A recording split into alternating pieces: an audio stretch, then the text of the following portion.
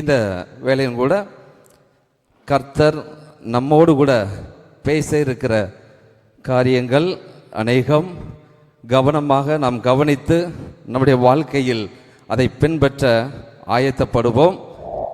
சகரியா புஸ்தகம் 1ஆம் அதிகாரம், சகரியா புஸ்தகம் 1ஆம் அதிகாரம் 18 முதல் 21 வரை நான் வாசிக்கிறேன், கவனியுங்கள்.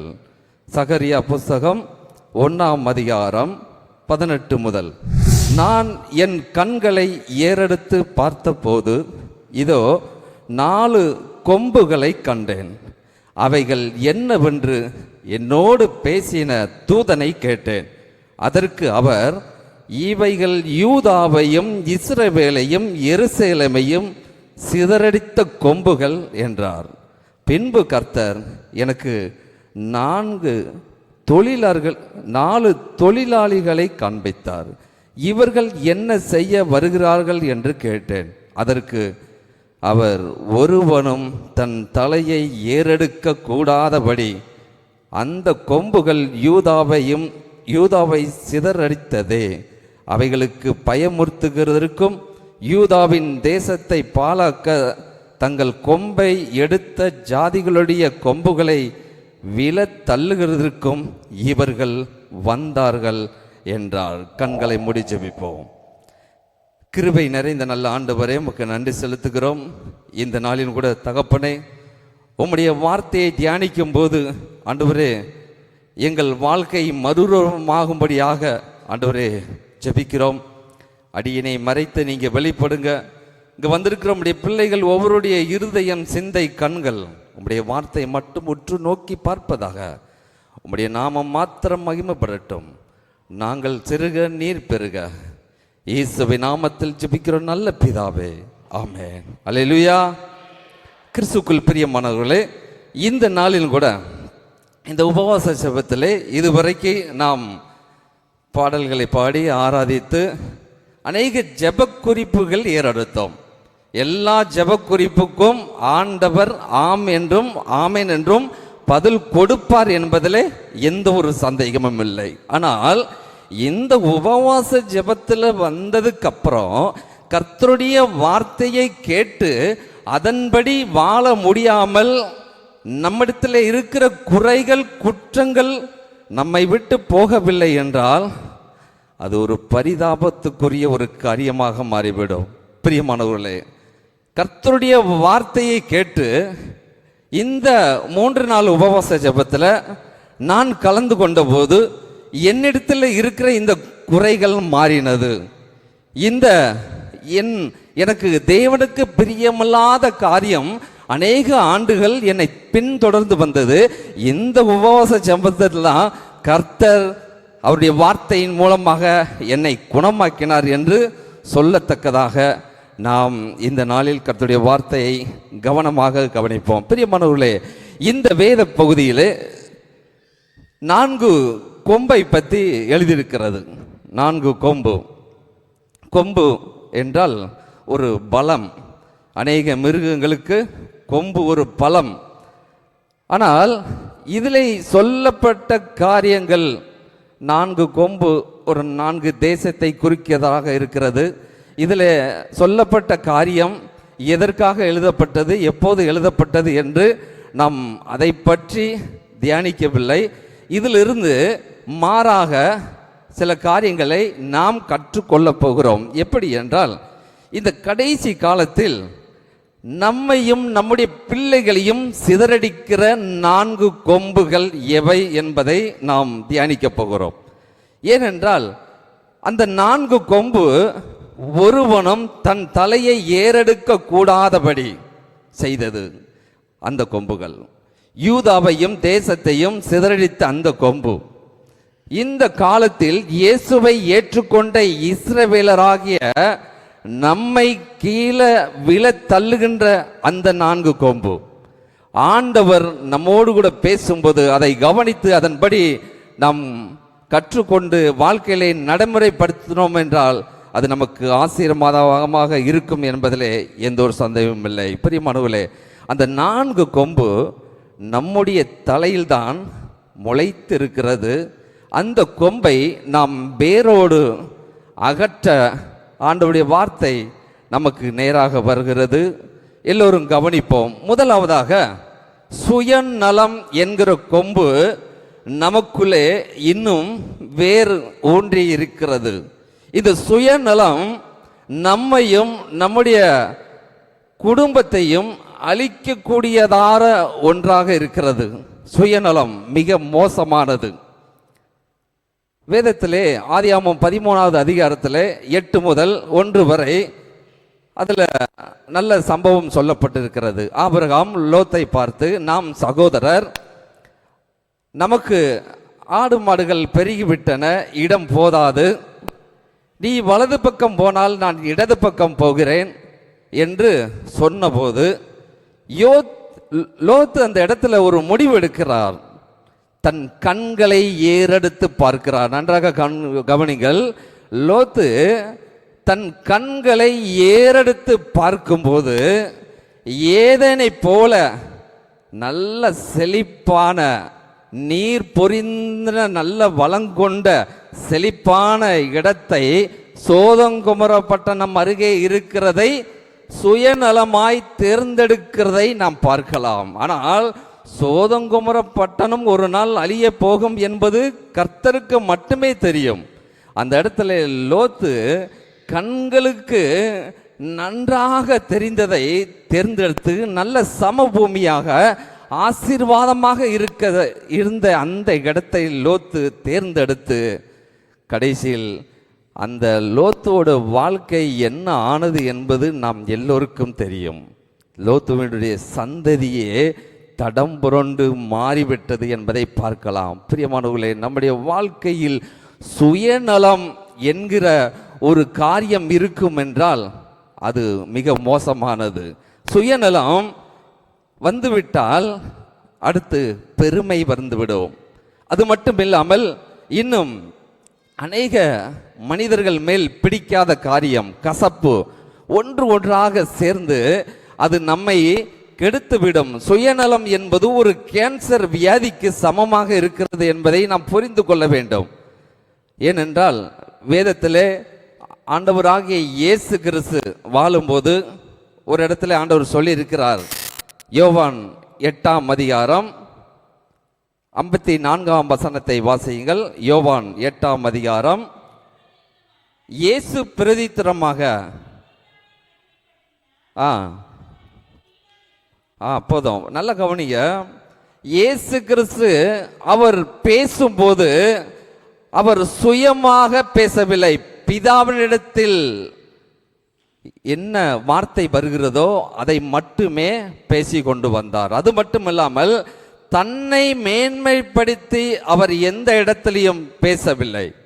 இன்னைக்கு அநேகர் தன்னை மேன்மைப்படுத்துகிறவர்களாக, தன்னை உயர்த்துகிறவர்களாக, நான்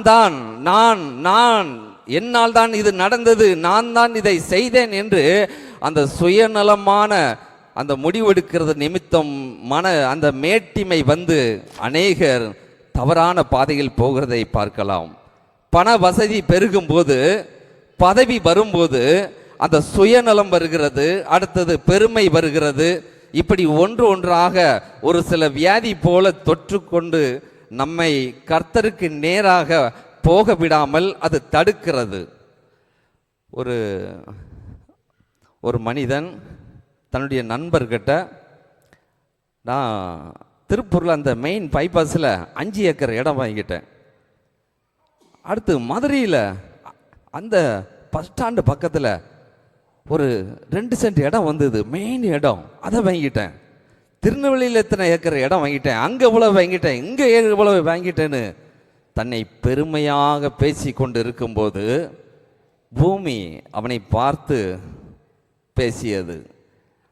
அட அறிவு இல்லாத மனிதனே, உன் தாத்தாவையே நான் தான் வாங்கி வச்சிருக்கேன், உங்கள் அப்பனையும் நான் தான் வாங்கி வச்சிருக்கேன், இன்னும் உன் சந்ததியே நான் தான் வாங்க போகிறேன், நீ என்னடானா அங்கே வாங்கிட்டேன், இங்கே வாங்கிட்டேன், இத்தனை ஏக்கரு இத்தனை சென்ட் வாங்கிட்டேன்னு தன்னை மேன்மைப்படுத்தி கொண்டிருக்கிறாய். என்னை விலை கொடுத்து வாங்கினவர் கடைசி சொட்டு ரத்தம் இந்த பூமியில் சிந்தி ஆண்டவராகிய இயேசு கிறிஸ்து என்னை மொத்தமாக வாங்கி கொண்டார். இப்படியாக அநேகர், இன்னும் சிலர் பதவி வரும்போது அந்த சுயநலம், அந்த பெருமை, இந்த மாதிரியான காரியங்கள் அநேகருக்குள் வந்துவிடும். பிரியமானவர்களே, சுயநலம் நமக்கு வேண்டவே வேண்டாம். ஏனென்றால் சுயநலமாய் வாழ்கிறவர்கள் இறந்து போன உலகத்தில் வாழ்ந்து கொண்டிருக்கிறார்கள். அது மட்டுமில்லாமல் மற்றவர்களுக்காக வாழ்கிறவர்கள் இறந்தாலும் அநேகர் உள்ளத்தில் வாழ்ந்து கொண்டிருக்கிறார்கள். 2 நாளாகமம் 26ஆம் அதிகாரத்தை எடுத்துக்கொள்வோம். 2 நாளாகமம் 26ஆம் அதிகாரம். இதில் உசியா ராஜாவை குறித்து தெளிவாக எழுதப்பட்டிருக்கிறது. உசியா ராஜா தேசத்தை நன்றாக ஆட்சி செய்து, அந்த உசியா ராஜாவுக்கு ஒரு நாள் என்ன வந்தது? மனமேட்டிமை வந்தது. அந்த மனமேட்டிமை வந்தது நிமித்தம், சுயநலம் வந்தால் பெருமை வரும், அதுதான் மனமேட்டிமை. அடுத்து ஒவ்வொரு மனிதன் மீது எரிச்சல், பொறாமை, இப்படி ஒன்று ஒன்றாக தொற்று கொள்ளும் போது நான் தான் என்கிற ஒரு ஆணவம் எழும்பும் போது தவறான வார்த்தைகள், கர்த்தருக்கு விரோதமாக நடக்கிற மனிதர்களை நாம் பார்க்கலாம். இந்த இடத்துல இந்த உசியா ராஜா நன்றாக ஆட்சி செய்தவர், தனக்குள் மேட்டிமை வந்தது நிமித்தம் அவர் ஆலயத்துக்குள் சென்று அவரே அங்கு சில காரியங்கள் செய்ய உள்ள போகும்போது ஆசாரியர்கள், உசியா ராஜாவே வெளியே போம் என்று சொல்லும்போது உசியா ராஜா கோபம் கொண்டு ஆண்டவரிடத்தில் இருந்து குஷ்டரோகத்தை பெற்றுக்கொண்டு அவர் வியாதியுள்ள ஒரு ராஜாவாக மாறின சம்பவம் இதில் எழுதப்பட்டிருக்கிறது. இஸ்ரவேலிலே அநேக ராஜாக்களை ஒரே கல்லறையில் என்ன பண்ணாங்க? கல்லறையில் வைத்தார்கள். அந்த உசியா ராஜாவுக்கு மட்டும் என்ன இல்லை? கல்லறையில் இடம் இல்லை. அது மட்டும் இல்லாமல் நாம் எல்லோரும் நம்முடைய பிள்ளைகளுக்கு தாவீது, யோசுவா, ஆபிரகாம் என்று அநேகர் பெயர் வைக்கிறோம். ஆனால் உசியா ராஜா பெயரை யாரும் வைப்பதில்லை. அப்படியாக அவர் வாழ்ந்திருக்கிறார். பிரியமானவர்களே, சுயநலம் வந்தால் மேட்டிமை வரும்.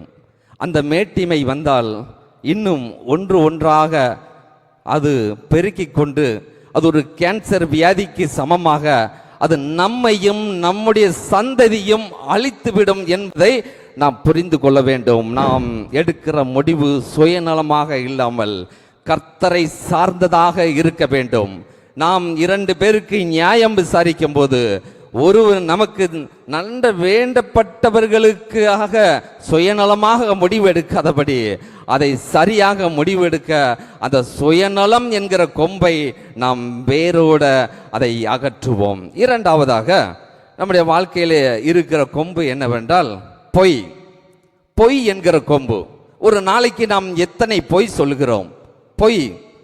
நான் ஒரு முறை திருநெல்வேலியிலேருந்து பஸ்ஸில் ஊருக்கு போய்கிட்டு இருக்கும்போது, ஊழியத்தை முடித்து விட்டு போய் கொண்டு இருக்கும்போது பஸ்ஸு அந்த பேட்டையை தான் தாண்டி இருக்கு.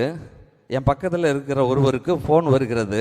அவர் சொல்லுறாரு, நான் ஆலங்குளத்தை தாண்டி வந்துக்கிட்டு இருக்கேன், நீங்கள் ஒரு 10 நிமிஷம் நில்லுங்க, நான் இப்போ வந்துடுவேங்காரு. நான் உடனே ஒரு மூஞ்சை பார்த்தேன். அவர் என்னை பார்த்து சிரிச்சுக்கிட்டு அப்படியே சைலண்டாக இருந்துக்கிட்டார். பாருங்கள், ஃபோன் கண்டுபிடித்ததே பொய் பேசுவதற்காக என்று ஆகிவிட்டது.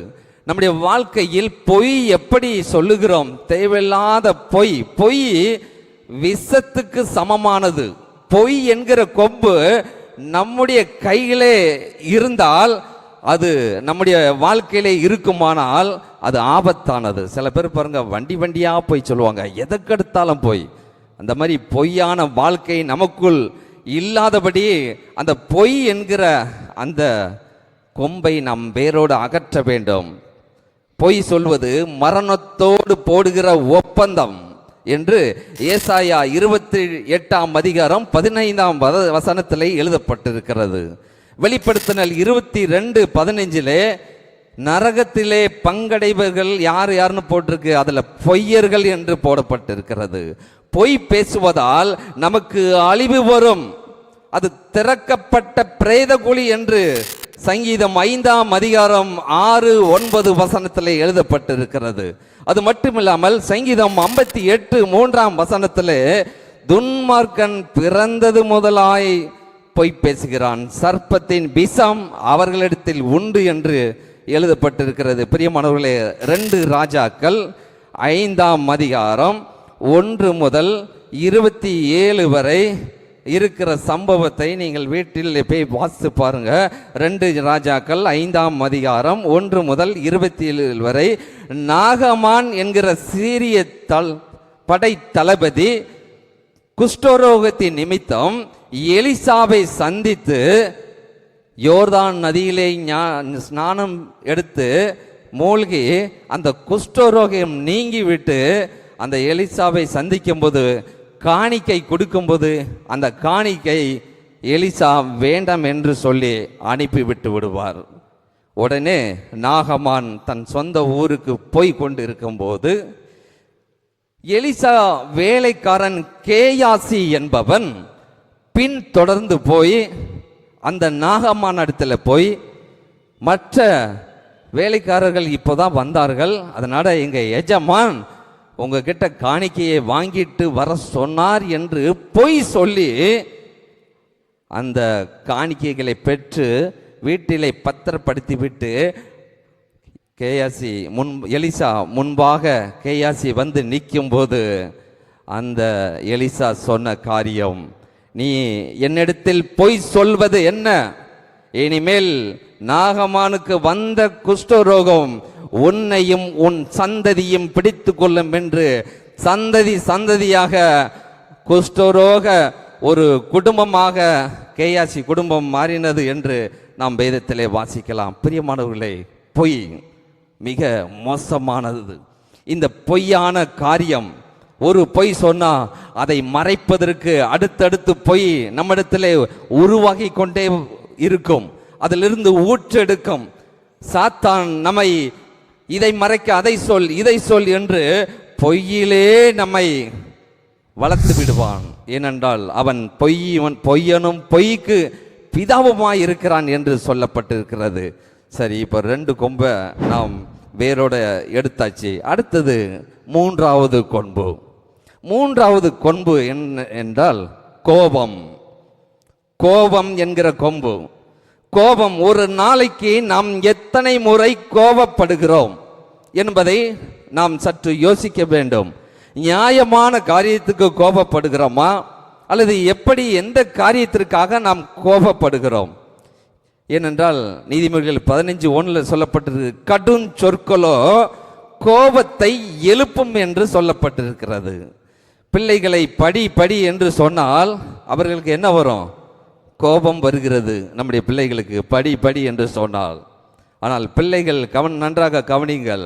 நீங்கள் செல்போன் டிவியிலே நேரம் அதிகம் செலவு எடுக்காமல் நன்றாக படித்து பெற்றோர்களுக்கு உதவியாக இருப்பீர்கள் என்றால் அது பெற்றோர்கள் உங்கள் மீது கோபமே படாமல் உங்களுக்கு தேவைகளை சந்திக்கிறவர்களாக இருப்பார்கள் என்பதில் எந்த ஒரு சந்தேகமில்லை. பிரியமானவர்களே, சங்கீதத்திலே எழுதப்பட்டிருக்கிறது, சங்கீதம் 4:4 சொல்லப்பட்டிருக்கிறது கோபத்தை குறித்து.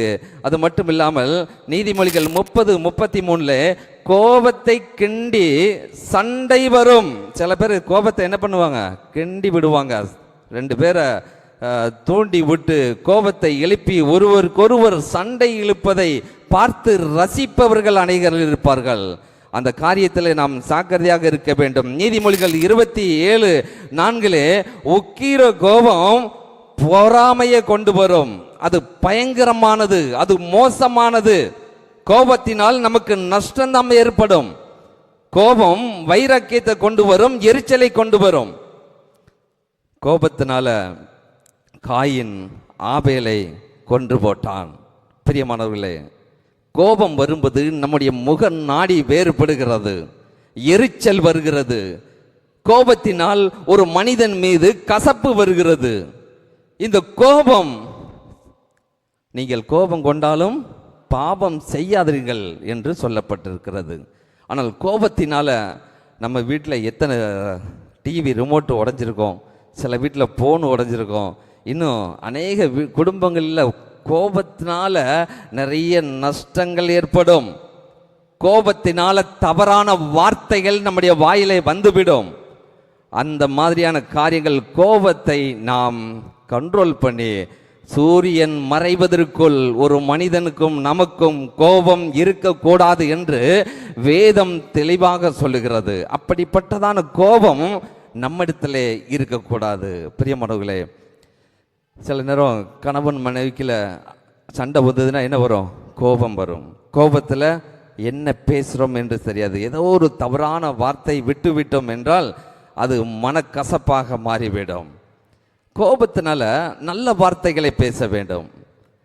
என்னுடைய மனைவி ஒரு முறை, நான் ஏதோ ஒரு புக்கை படிச்சுக்கிட்டு இருக்கும்போது சாம்பார் அடுப்பில் வச்சுருக்கேன், சூடு பண்ணதுக்கு ஒரு 5 நிமிஷம் கழித்து ஆஃப் பண்ணிடுங்கன்னு சொன்னான். அவள் துணி துவைக்கிறதுக்கு வீட்டுக்கு வெளியில் துணி துவைச்சிக்கிட்டு இருந்தான். நான் மறந்துட்டேன். அதுக்கப்புறம் வாசனை அடி பிடிச்சி அந்த வாசனையை பார்த்து வேகமாக ஓடி வந்து என்னுடைய மனைவி கோபத்தில் எப்படி திரும்ப சொல்லுவா, அட உத்தமரே நல்லவரே, உங்க கிட்ட இப்படி சொல்லிட்டு போனேன்னு அப்படின்னு சொல்லி. என்னுடைய மனைவி எப்போதுமே கோபத்தில் ஒரு வித்தியாசமாக தான் பேசுவாள். எந்த ஒரு தவறான வார்த்தைகளை பேசினதே கிடையாது திருமணம் ஆனதுல இருந்து. அட நல்லவரே நல்லவரே அப்படின்னு எத்தனையோ முறை. எதுக்கு எடுத்தாலும் நான் கடையில் இந்த பொருளெல்லாம் வாங்கிட்டு சொன்னேன், நான் சொன்னதை வேங்காமல் தேவையில்லாத வேண்டி வந்திருக்கேன்னு சொல்லி அது சொல்லும் போதே, அட ராசா ராசா, கோபத்தில் அப்படி தான் வார்த்தை வரும் என்னுடைய மனைவிக்கு. எனக்கு ரொம்ப ஆரம்பத்துலேருந்தே, கல்யாணம் முடிஞ்சதுலேருந்தே, அதே போல் என்னுடைய மகனையும் திட்டும்போது அப்படி தான், அட நல்லவனே நல்லவனே, அட அறிவு அறிவு, அப்படி தான் திட்டுவா அந்த கோபத்தில். இந்த மாதிரியான கோபத்தில் வார்த்தைகளை நாம் மாற்றி பேசினோம் என்றால் அது நம்முடைய வாழ்க்கை இன்பமாக இருக்கும்.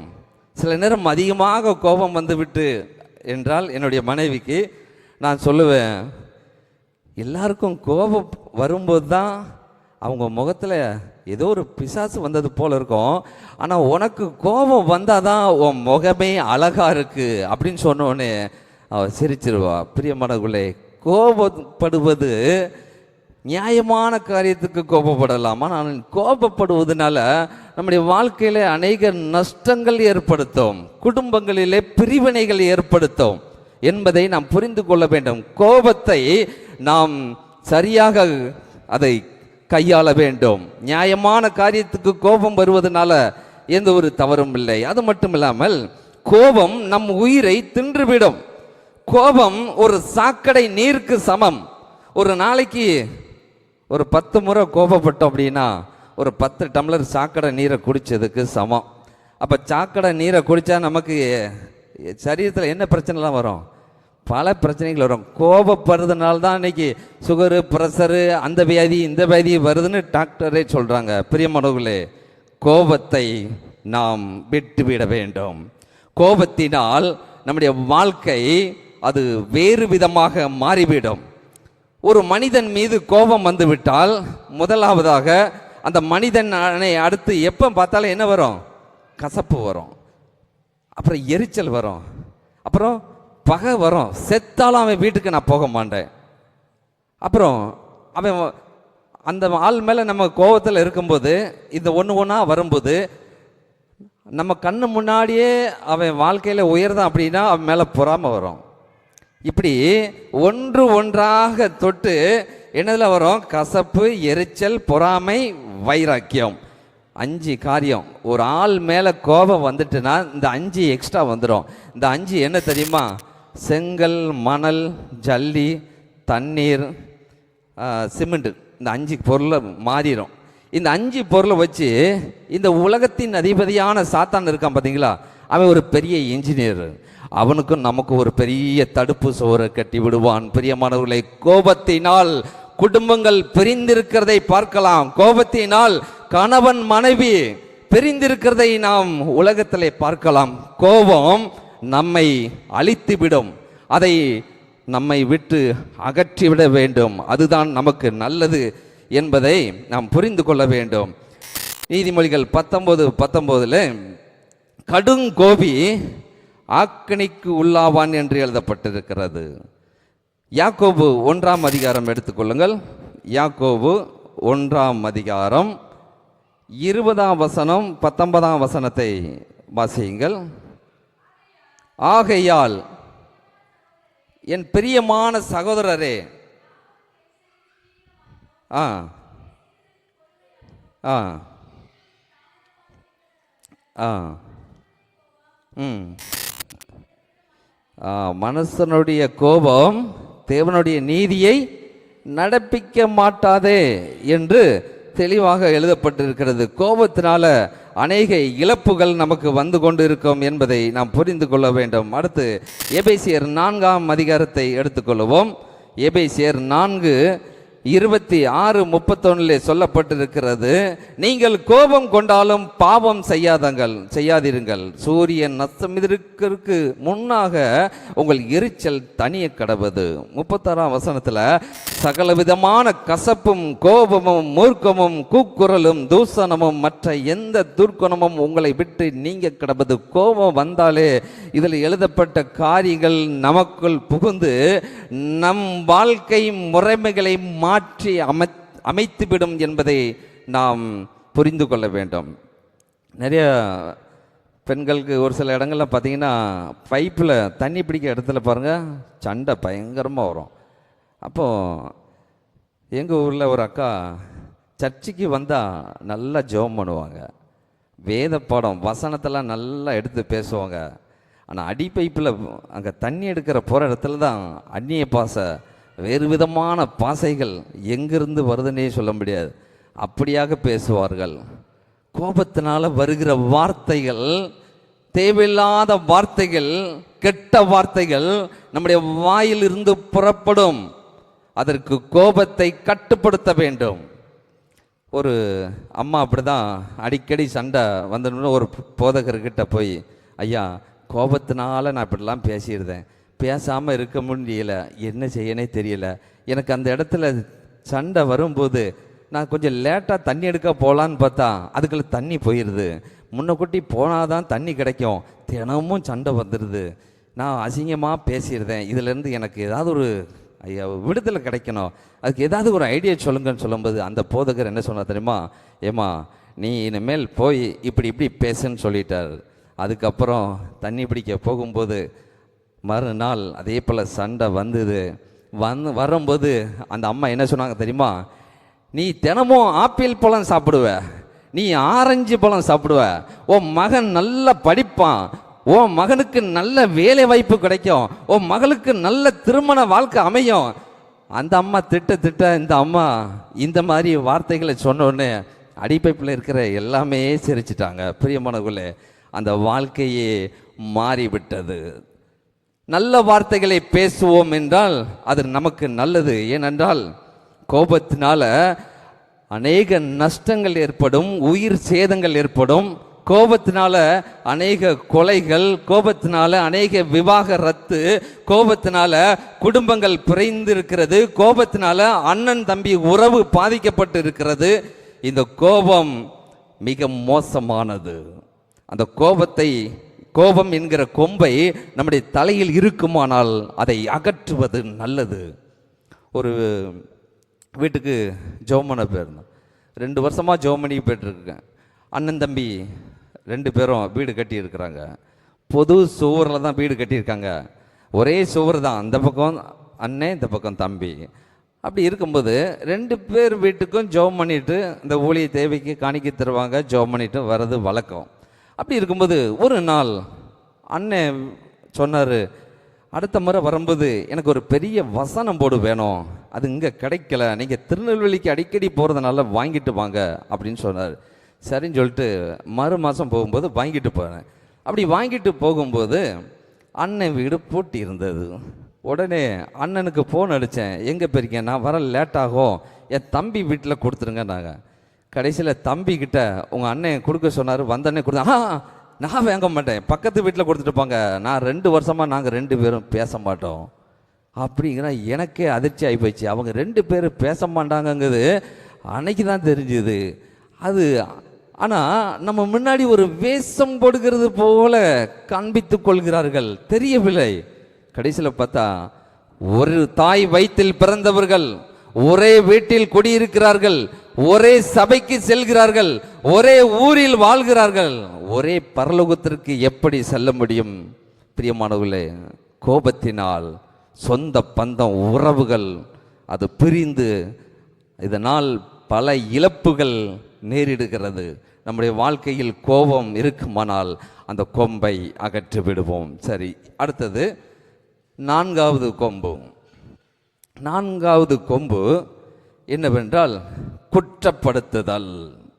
குற்றப்படுத்துதல் நம்மிடத்தில் இருக்குமானால் அது மிக மிக மோசமான ஒரு காரியம்.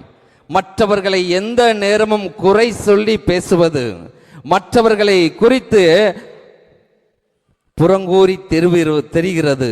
இந்த மாதிரியான அந்த குற்றப்படுத்துதல்கள் என்கிற அந்த கொம்பு நம்மிடத்தில் இருக்குமானால் அது ஆபத்தானது. அந்த கொம்பையும் நாம் அகற்றி விட வேண்டும். ஏனென்றால் இந்த 4 கொம்பு தான் நம்மையும் நம்முடைய பிள்ளைகளையும் நம்முடைய சந்ததியும் சிதறடிக்கிற ஒரு கொம்பாக இந்த கடைசி காலத்தில் நடந்து கொண்டு வருகிறது. இந்த மற்றவர்களை பற்றி குற்றப்படுத்துகிறவர்கள், கோல் சொல்கிறவர்கள் அநேகர் இருக்கிறார்கள். சங்கீதம் 1ஆம் அதிகாரத்திலே 1வது வசனத்திலே பரியாசக்காரர்கள் 3 பெயர் அதில் வருகிறது. அந்த மாதிரி காரியங்கள் நம்மிடத்தில் இருக்குமானால் அது மிக மோசமானது. பிறனை குற்றப்படுத்துகிறவன் மகா பெரிய குற்றவாளியாக இருப்பான். தன்னுடைய குற்றத்தை மறைப்பதற்கு மற்றவர்களை குற்றவாளியாக ஒவ்வொரு நாளும் குற்றப்படுத்தி கொண்டிருப்பான். தன்னை நல்லவன் போல காண்பியதற்கு மற்றவர்களை எந்த நேரமும் குறை சொல்லி பேசிக்கிட்டே இருப்பாங்க. அதை நாம் புரிந்து கொள்ள வேண்டும். குற்றப்படுத்துதல் அது நம்முடைய வாழ்க்கையில் இருக்குமானால் அது ஆபத்தானது. இன்று நாம் குற்றப்படுத்துகிறவர்கள் பாருங்க, அழகா பேசிட்டு போயிடுவாங்க. ஒருவரை இன்னைக்கு அது வளர்ந்து வருகிறது. சபையிலே ஊழியர்களை குறித்து குறை சொல்லி பேசுவது, திருமண்டலத்தை குறித்து மற்றவர்களிடத்திலே நாமளே போய் தேவையில்லாமல் குற்றப்படுத்தி நாம் அதை கரைப்படுத்தி விடுகிறோம். பிரியமானவர்களே, குற்றப்படுத்துதல் என்கிற கொம்பு நம்மிடத்திலே இருக்குமானால் அது ஆபத்தானது என்பதை புரிந்து கொள்ள வேண்டும். ஒரு குதிரை ஒரு அப்பாவோ மகனோ என்ன பண்ணுதாங்க, குதிரையை கையில் பிடிச்சிக்கிட்டு நடந்து போகிறாங்க. அப்படி போய்கிட்டு இருக்கும்போது ஒருவர் ஏத்தாப்பில் வந்தவர், இவங்க 2 பேருக்கும் அறிவே கிடையாது, குதிரை இருக்குது நடந்து போகிறாங்கன்னு சொல்லி குறை சொல்லிட்டு போகிறாங்க. அந்த அன்றைக்கில் பையனை ஏற்றி அங்கே வச்சாங்க. பையனை ஏற்றி வச்சா இன்னொருத்தர், இங்கே பேர் இவன் வாலிப பையன், வயசான ஆளை நடக்க விட்டுட்டு இவன் உட்காந்துருக்கான், இவனுக்கு அறிவே கிடையாது அப்படின்னு ஒருத்தர் சொல்லிட்டு போனார். உடனே பையனை இறக்கிட்டு இவர் ஏறி உட்கார்ந்தார். இன்னொருத்தன் வந்தான். 2 பேரும் போகலாம் அந்த குதிரையில், அறிவே இல்லை இவங்களுக்கு. பாருங்க, ஒருத்தன் நடந்து போகிறான், ஒருத்தர் ஏறி உட்காந்துருக்காரு அப்படின்னு. கடைசியில் 2 பேரும் ஏறி உட்காந்தாங்க.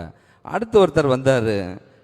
இவங்களுக்கு 2 பேருக்கும் அறிவு இல்லை. இந்த குதிரை ஐயோ பாவம் 2 பேரை தாங்குமா அப்படின்னு அவன் ஒருத்தன் சொல்லிட்டு போகிறான். இப்படி தான் இந்த உலகத்தில் வாழும்போது நம்மை பற்றி குற்றப்படுத்துவதற்கு என்று, குறை சொல்வதற்கென்று அநேகர் எப்பொழுதும் இருந்து கொண்டே இருப்பார்கள்.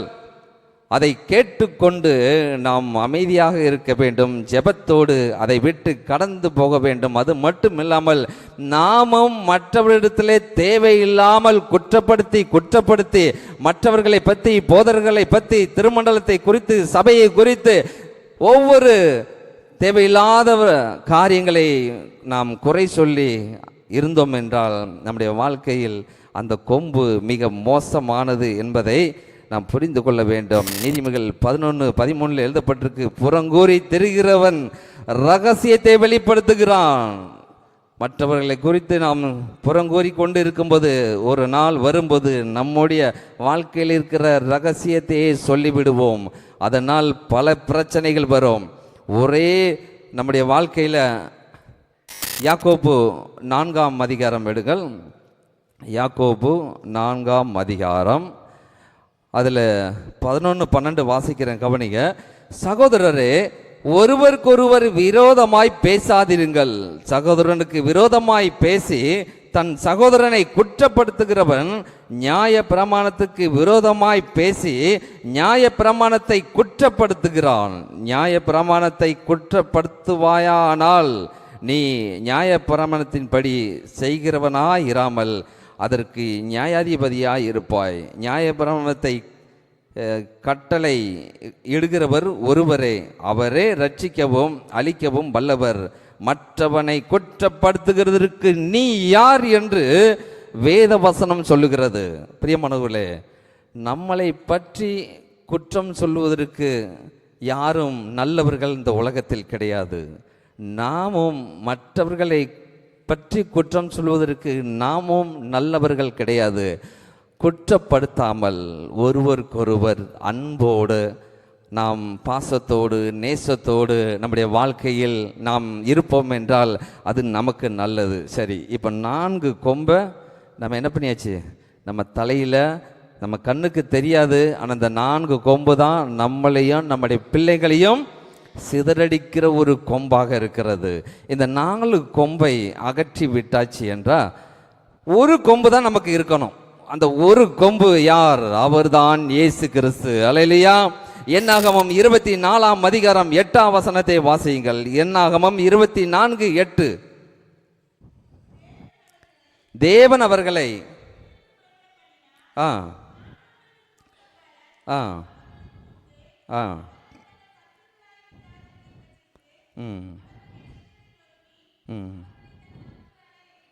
நன்றாக கவனிங்கள். பழைய பாவ வாழ்க்கையிலிருந்து இயேசுவின் இரத்தத்தினால மீட்கப்பட்டு வந்த நமக்கு ஆண்டவர் பிசாசை எதிர்த்து நிற்க காண்டாம் மிருகத்திற்கு ஒப்பான பலனை நமக்கு கொடுத்திருக்கிறார். அது இயேசு கிறிஸ்து.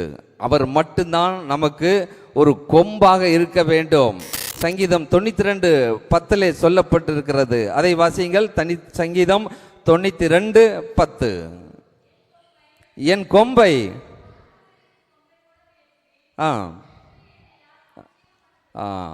ஆண்டவர் என்னைக்கு ஆண்டவரை ஏற்றுக்கொண்டோமோ அன்னைக்கு இயேசு கிறிஸ்து நமக்கு கொம்பாக இருக்கிறார்.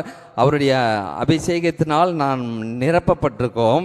அப்படிப்பட்ட நாம் இயேசு கிறிஸ்து மட்டுமே நமக்கு கொம்பாக இருக்க வேண்டும். அந்த ஒரு கொம்பு தான் இருக்க வேண்டும். சிலருக்கு சினிமா நடிகர்கள் கொம்பாக இருப்பார்கள், சிலருக்கு அரசியல்வாதிகள் கொம்பாக இருப்பார்கள், இன்னும் சிலர் யூடியூப்ல பிரபலமான சில ஊழியர்களை கொம்பாக வைத்திருப்பார்கள். பிரியமானவர்களே, நம்முடைய வாழ்க்கையில் அப்படி இருக்கிறதா? சினிமா நடிகர்கள் கொம்பாக இருக்கிறார்களா, இல்லை பிரபலமான ஊழியர்களை நாம் கொம்பாக வைத்திருக்கிறோமா என்பதை நாம் சற்று யோசித்து பார்க்க வேண்டும். ஒரே ஒரு கொம்பு, அது இயேசு கிறிஸ்து மட்டுமே இருந்தால் நம்முடைய வாழ்க்கையை அது பிரகாசமாக மாறும் என்பதில் எந்த ஒரு சந்தேகம் இல்லை. ஒரு சர்ச்சைக்கு நான் உபவாச ஜெபத்துக்கு செய்திக்கு போய்கிட்டு இருக்கும்போது ஆலங்குளத்தில் அந்த சபையை சார்ந்த முக்கியமான பொறுப்பில் இருக்கிற ஒருவர், நான் சரி இன்னும் டைம் இருக்க டீ கடையில் டீ குடிச்சிட்டு போகலாம் அப்படின்னு சொல்லி டீ குடிக்க போனால் அந்த சபையில் பொறுப்பாக இருக்கிற ஒருவர் ஃபேமிலியாக உட்காந்து டீ ஸ்நாக்ஸ் சாப்பிட்டு இருந்தாங்க. அப்போ அவர்கிட்ட, அண்ணே நல்லா இருக்கீங்களா பேசிட்டு எங்கே போகிறீங்கன்னு கேட்டால், உபவாச ஜபத்துக்கு போகிறேன் அப்படின்னாரு. உங்கள் சர்ச்சில் நடக்க உபவாச ஜபத்துக்கு தான் செய்திக்கு அழைக்கப்பட்டு நான் போய் கொண்டு இருக்கிறேன், நீங்கள் எங்கே போகிறீங்க? நான் அங்கே போகிறேன், அங்கே ஒரு பெரிய ஊழியக்காரர் வராரு, முக்கியமான ஊழியக்காரர் வராரு அப்படின்னு சொன்னார். பிரியமானவர்களே, பரலோக சாவியை தொலைத்தவராய் அந்த இடத்துல காணப்பட்டார். ஒரே சபையில் நாட்டப்பட்டவர்களாக நம்முடைய சபையில் நடக்கிற உபவாச ஜபம் எல்லா ஜபத்துக்கும் ஆராதனைக்கும் முக்கியத்துவம் கொடுத்து அதிலே நாம் நாட்டப்பட்டவர்களாக ஒரு கொம்பாக இருக்கும் என்றால், சிலர் இப்படித்தான் சில ஊழியர்களை கொம்பாக வைத்து கொண்டு நாம் அதற்கு முக்கியத்துவம் கொடுப்பது அது ஒரு தவறாக மாறிவிடும். நாம் நம்முடைய சபையை நேசிக்க வேண்டும். சபைக்கு கொடுக்க வேண்டியதை கொடுத்து நாம் சரியானபடி வாழும்போது ஆண்டவர் நமக்கு கொம்பாக இருந்து நம்மை ஒவ்வொரு நாளும் மாற்றுவார் என்பதிலே எந்த ஒரு சந்தேகமும் இல்லை. கண்களை மூடி ஜெபிப்போம்.